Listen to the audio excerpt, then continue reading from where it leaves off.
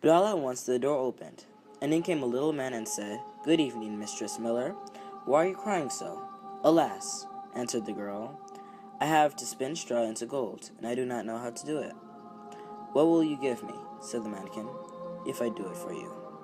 "My necklace," said the girl. The little man took the necklace, seated himself in front of the wheel, and said, "Whir, whir, whir," 3 turns, and the wheel was full. Then he put another on, and whir, whir, whir 3 times around, and the second was full too.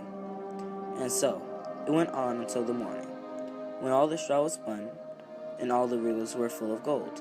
By daybreak the king was already there, and when he saw the gold, he was astonished and delighted, but his heart became only more greedy.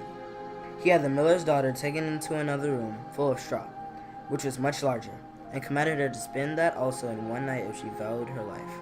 The girl knew not how to help herself, and was crying, when the door opened again, and the little man appeared and said, "What will you give me if I spin the straw into gold for you?"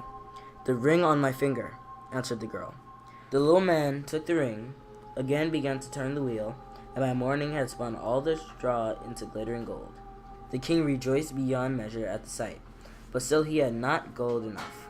And he had the miller's daughter taken into a still larger room full of straw, and said, "You must spin this, too, in the course of this night. But if you succeed, you shall be my wife." Even if she became a miller's daughter, thought he, I cannot find a richer wife in the whole world.